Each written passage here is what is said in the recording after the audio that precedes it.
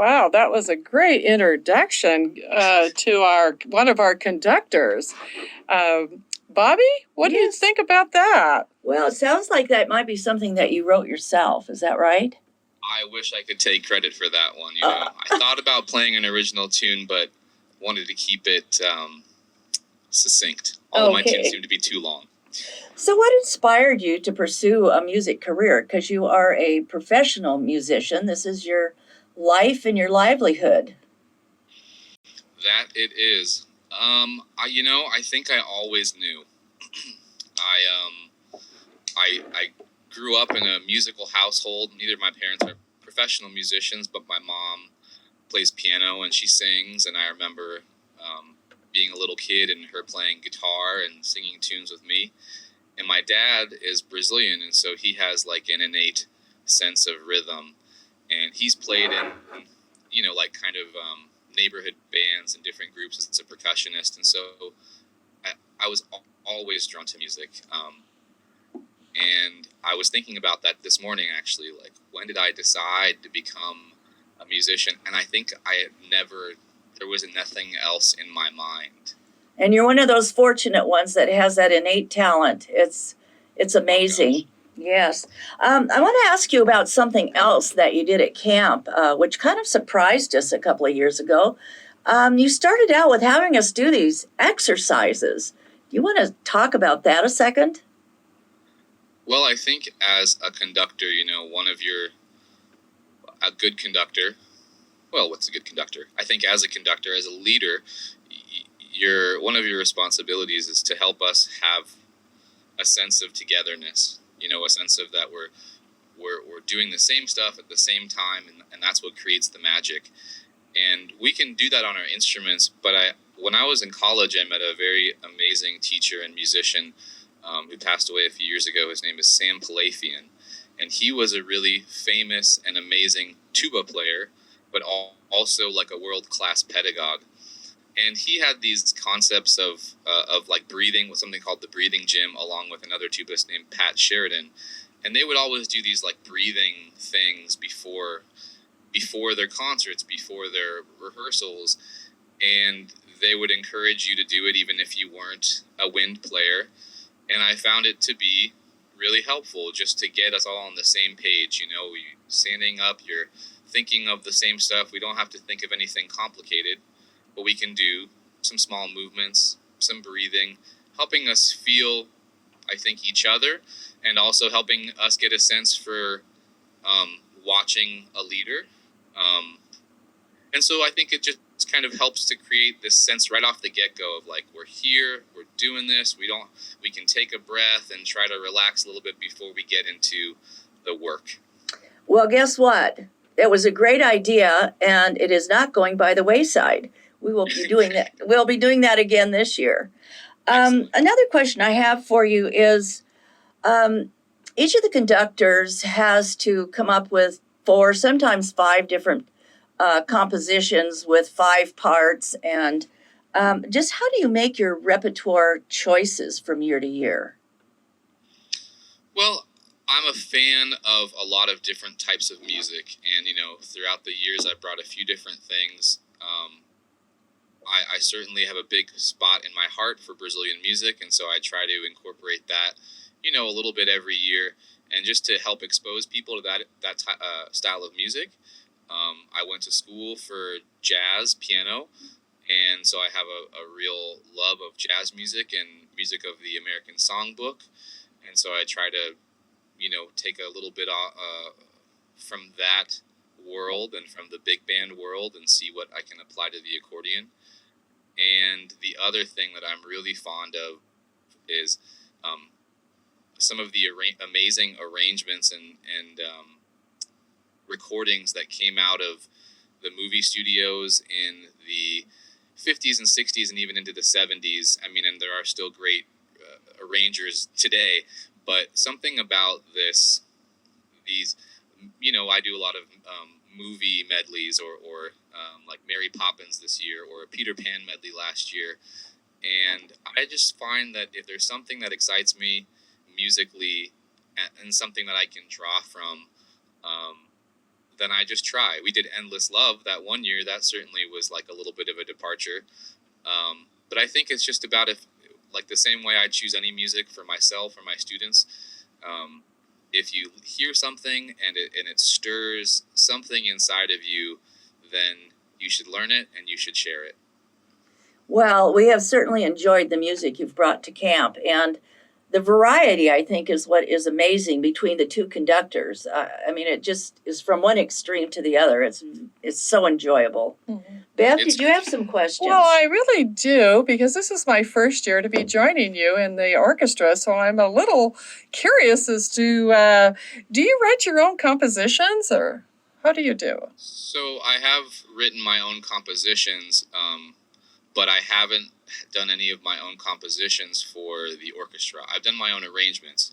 So this was a great opportunity, actually. I was really excited to get to take on this role with the Rose City Accordion Club and the camp, because it was an opportunity for me to practice, really. Not that I hadn't written arrangements before, but maybe not for accordion orchestra, and I don't have like a big folder somewhere of like accordion orchestra parts just lying around. And so for me, it was out of necessity, and also because I love harmony, I love writing, and so as much as I do like my own compositions, I guess they're a little bit, I feel like they're kind of intense sometimes, and so I chose to focus a little bit more on just taking really great tunes that I love and figuring out some way to put all the pieces together and make it sound hopefully enjoyable. Mm-hmm. Definitely is. Yeah, so there's a lot of challenges of trying to coordinate the output on concert night with 40 plus accordionists. I was just kind of curious as to what is your approach to team, to make it successful and to come together on that particular night. I like to exude a sense of calm, number one. And one of the things and some of these things are as much for me as they are for everybody else. I also get kind of amped up and nervous, and I think part of what I try to do is to take that energy and to not let it consume me by doing things extra slow throughout the day. Even today, I was a little bit nervous to come here, and so I did a lot of really slow, relaxed practice to get my energy, I think, like more under control. You want to have energy. It's important to have energy for a performance.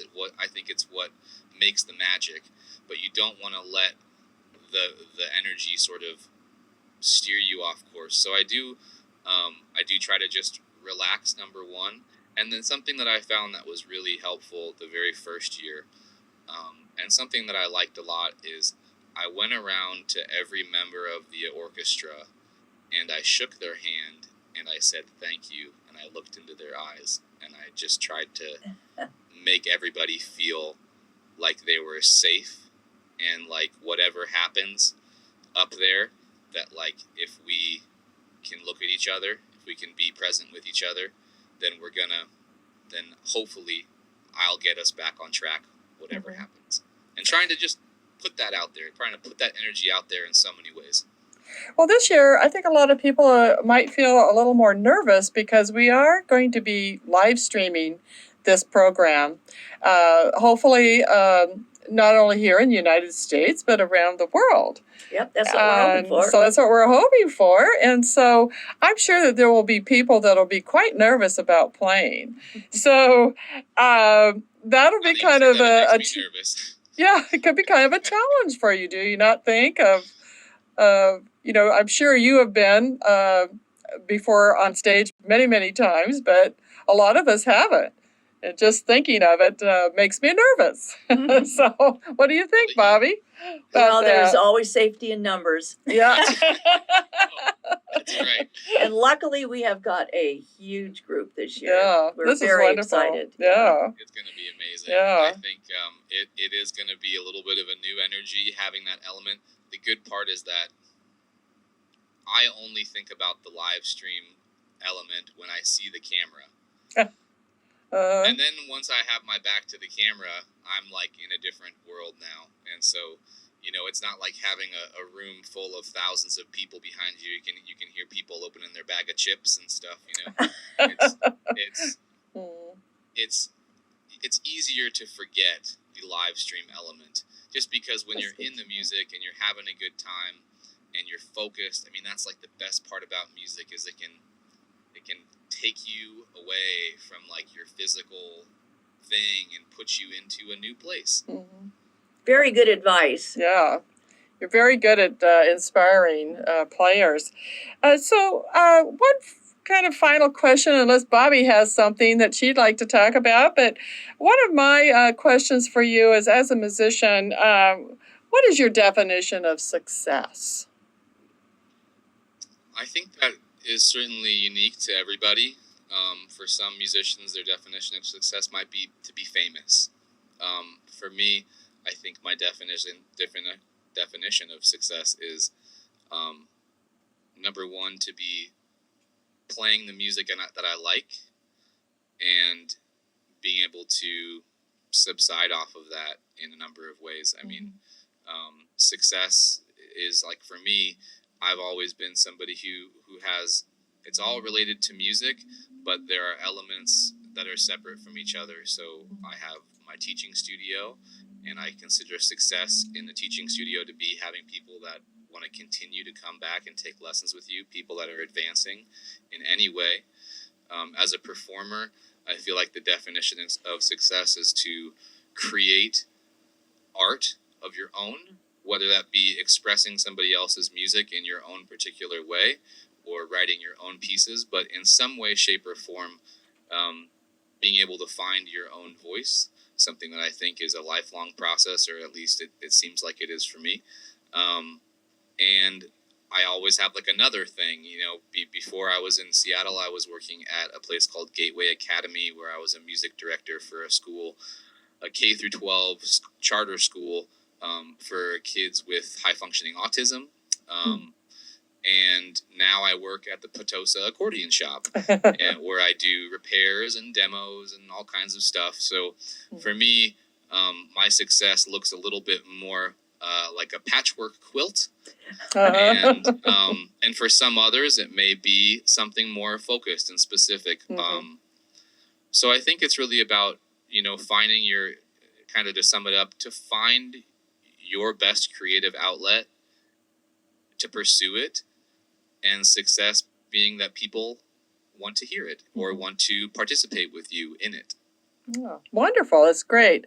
Well, Bobby, what do you think? I think I'm looking forward to camp and having Gabe as one of my conductors. Well, it's going to be first time for you, but I have been graced with having to be in his orchestra now for, this will be the fourth? This will be the third time. Oh, you had an extra year in there that Yeah. we forgot about. Third time, yes. And it's always a great experience. Thank you, Gabe. Thank you, Gabe. It's really my pleasure. It's been a treat and an honor from the beginning, and I look forward to it every year. Even when I'm sitting in my computer grumbling about, like, what am I going to do with this part, and where does this thing go, and there's something amazing that happens, because no matter how good I think it sounds on the computer, when we get together in person and there's that collective energy and we have the sound of 45 accordions, it's always better than I expected, with regardless of any kind of flubs or whatever. The quality and the sound of the music, it's a treat for me every single time. Oh, thank you. And it's magical. It is absolutely magical. The stuff that we do, we're so blessed. We get to make magical experiences together. Exactly. I mean, it's kind of woo-woo, but that's the world I live in. That's all right. Well, thank you very much, Gabe, for taking the time today to give us a few words of wisdom and encouragement to come out and be part of that magical show. My pleasure. So, sort of one thing that we'd like to do today, Bev, this is Bev. I love it when we can talk that way to each other. I know. Hi, Bev. It's Bev. Bev. I used to work with somebody at work many years ago, and her name was Beverly too. And that's what we would do every time we'd see each other. We had this little ritual, Yes. Bev. Exactly. And did you know what Bev stands for? It's a gentle meadow, isn't it? Well, it is in Old English. It means a beaver meadow. But That's right. BeV, B-E-V, is a billion electron voltage. Really? That's what you and I are. I love it. Voltage. A billion electron voltage. I love it. Bev. Okay. So that's where we get all that energy from. That's great. Okay. Okay, so what we would like to do is, if it's possible, would you play a song for us first, and then we'll go into our interview. We'll give you time to take the accordion off if you want. Yeah. That would be nice. Yeah. Well, right. I thought I've sort of played with setups here, so for playing the instrument, I'm moving my chair quite a ways back. Okay. I have this kind of centered, I hope. Yeah. Mind you, Zoom is always different, slightly. It's kind of low. Yeah. There you go. Yeah. Is that better? Yes. Yeah, that's perfect. great. Yeah. Perfect. Okay. And then we'll check with sound. The way we want. Yeah. And what I'd like, if you can, play a song, it doesn't matter whatever it is, your choice, that might be approximately 2 minutes. Well, I haven't timed this. It might be a smidge longer. Is that going to be bad? No, it isn't. If it's all 10 minutes, then you don't get to talk. So, it's up to you what you would like to do. Good afternoon. This is called Carnival of Venice.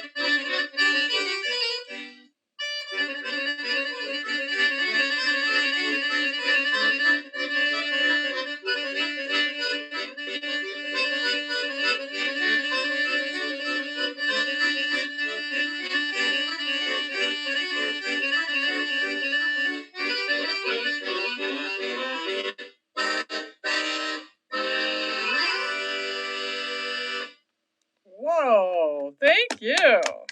What a great introduction to our That was super. main Just conductor here. Wow, Bobby. super miniature.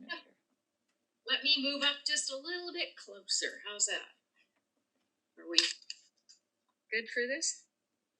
Oh, that's good. That is Wonderful. very good. Yeah. That was wonderful. Bev, we've gone back a ways. I just have to say, when I got back into playing the accordion, which was about 10 years ago, you can understand why I chose Bev to be my teacher. Oh, I Bev can, Fess. definitely. Yeah, I needed not only, it had been 50 years since I touched the accordion. She got my fingers moving and my head moving. But enough about me. Bev, I noticed that in your bio, you started awfully young playing the accordion, and then even you were a teenager and conducting. Who was influential in your life to move you along, first of all, that quickly and that proficiently? Well, I mean, I started out when I was 6 years old, and the first 5 years of lessons, I didn't know it at the time, but the teachers were only 2 or 3 weeks ahead of me in lessons. I was in a studio system where they couldn't keep me in a class because I was a fast learner. So they had to do me as a private student, and they didn't have time with any of the regular teachers, so they used assistant teachers. But I was the type of kid who went home and played the whole book the first week. I basically kind of taught myself for the first 5 years. Then I moved into my full-sized instrument like I'm playing here today with 120 basses and four full reeds on the treble. And I got a fabulous teacher by the name of David Garner. And David was the one that really fine-tuned and worked with the musicality and the technique and everything else. I fell into teaching quite by accident in that same studio. One day when I was 14, they had a teacher missing from a class. I'd never seen a class, let alone teach one. They called me up and said, Bev, we need you. And that's when I started teaching. It just happened. And you were conducting early. Well, how did that start? Same David. David and also another man, David Garner and Reg Darnell, shared an accordion orchestra that I played in. They shared the conducting, and we rehearsed every week, and it was a group of 40 plus musicians. They both gave up teaching at the same time, and I was the only person that kind of bit the bullet, and I just took the group and did it. Nice. So you have a habit of doing that. Yes, I do. So then I have known you for quite a few years at camp. I started going probably long before I should have, but anyway, Bev at the time was conducting workshops, and everybody enjoyed Bev's workshops. They were informative, they were engaging. We were able to enthusiasm, and that also. But then the opportunity came up for you to conduct. And I was curious to know, in these last several years that you've been conducting, how do you choose your repertoires from year to year? Well, it's very instinctual. I usually look at selections that I think the players are going to enjoy working on as a group. Individual parts sometimes don't sound like too much, but as long as the overall finished sound is a song that they're going to enjoy playing, whether it be technically challenging, it's got a great beat, it's upbeat, or it's very romantic sounding, whatever it is, I try to pick something that the players are going to love, but also that the audience will love. And of course, first and foremost, if I don't love it, we're not going to play it. It's kind of a mixture of all of those things. Yeah. I think one word. I've done it so many times. I use a lot of things that I've used successfully in the past with other groups, but I always try to find something new too. Mm-hmm. I think one word that comes out to me in your music, having been in your orchestra, is it is filled with all kinds of drama and emotion, a lot of emotion. Mm-hmm. Yeah. And that kind of leads me to a question, Bev, is that we know that a lot of your music has been composed by others. Yes. Other compositions have been composed by other composers. There's too many composers in there. So I got it. You got it. You did get that, and I'm wonderful. And because of that, I would like to know, how did you convey the vision the composer to the orchestra. Okay, that's sort of an ongoing dialogue between the conductor and the players. You start, of course, with looking at the music and following the basics that the music tells you, whether it's supposed to be loud or soft, whether it's played smoothly or very short and staccato, those kind of things. I focus in on all those details. But then I also create a lot of the empathy, the working with the players by what I use my left hand to do. Oh. My right hand is keeping track of the beat, of course, but my left hand is giving signals. When does one part enter? Do I need a crescendo? Do I need a decrescendo? Do I need a sudden drop in sound? You can tell by the action I make and how deliberate it is what I'm asking for. And we have to get the players away from the music enough to notice that stuff. Sometimes I have to verbally express it initially, but by performance time, it's only a reminder by actions or maybe with your old eyes. Mm-hmm. Yeah, so there's a lot of things that's going on. It's not just the participants are looking at their music. They also have to keep one eye up on the conductor. And also a part of another eye on what your left hand is doing and what your right hand's doing. Exactly. And you gotta be kind of taking in the whole picture. And not only that, but with playing an accordion, look at all the things that you have to do just to play the accordion. Exactly. So there's there is a lot of action, muscle learning, and that you have to take in on that. That's great. Well, Bobby, I was just thinking, since you've participated some in the past on the orchestra, what do the time frame? Yeah, only 5 days to do everything that you need to get done. But I have to commend the conductors. They have that music ready 2 months ahead of time. And by the time we get to camp, right, Bev, we should know not only the notes, but we should know the tempo by the time we get there, because you guys have added a lot to what you send the players. What you want to mention some of those things?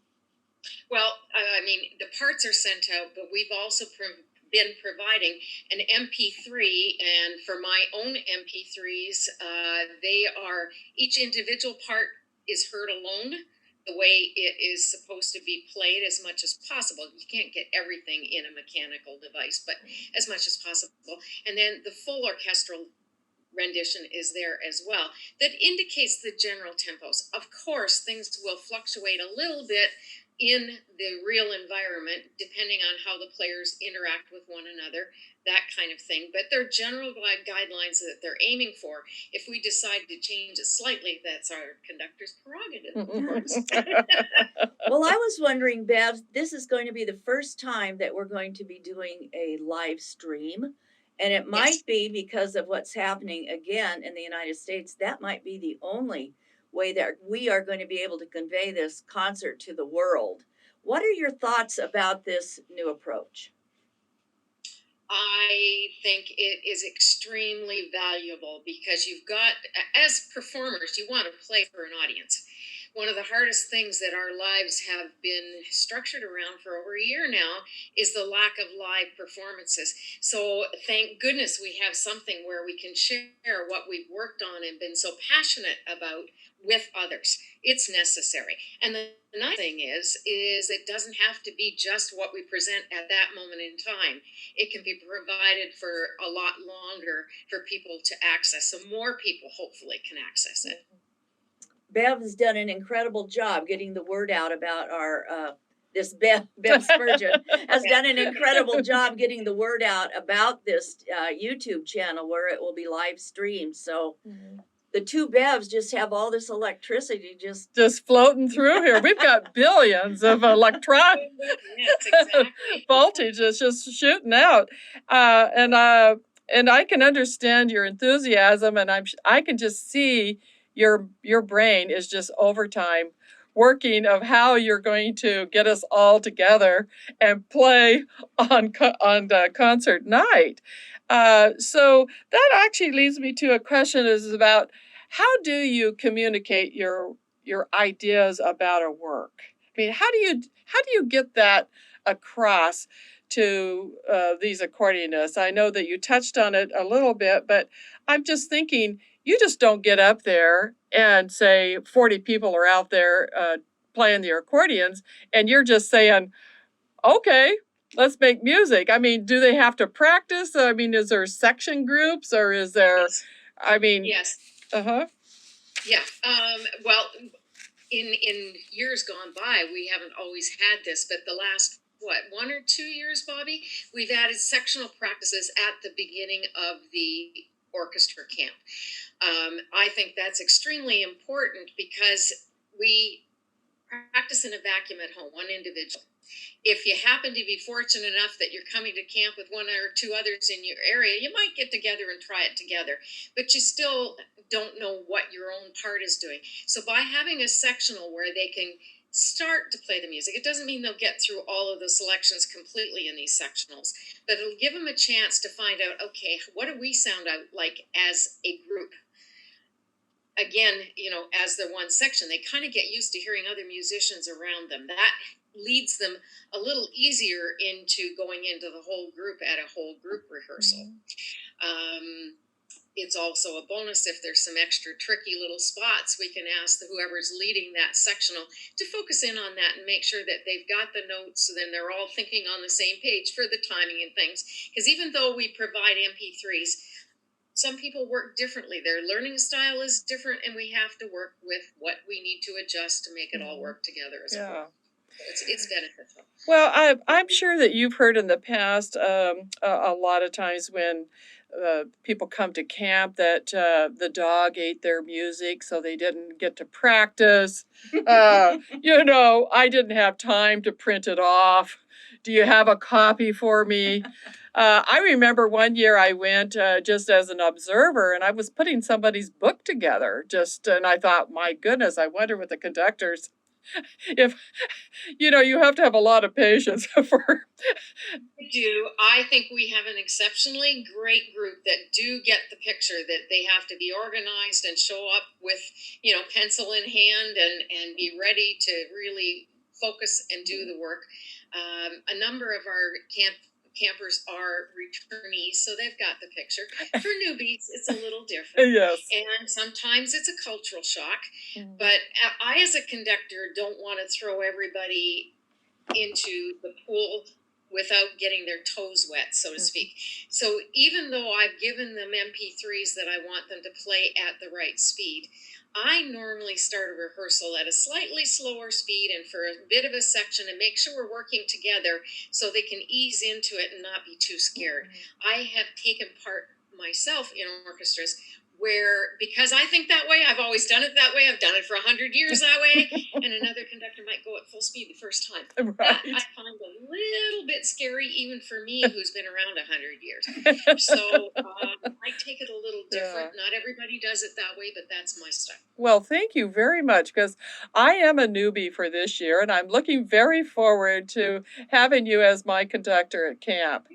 I really appreciate you taking the time, Bev, today to spend it with Bobby and I. Bobby and I have truly enjoyed. I'm sure we have many more questions, but unfortunately, we've kind of run out of time. Thank you so much. Yes. Appreciate it. Appreciate you. Thank you so much, and I'm so looking forward to being with everybody again. Yes, we are too, and it's going to be really fun. So thank you very much for being one of our conductors. I really appreciate it. Thank you. Bye. And thank you for interviewing today. Okay. We'll see you soon. Bye-bye.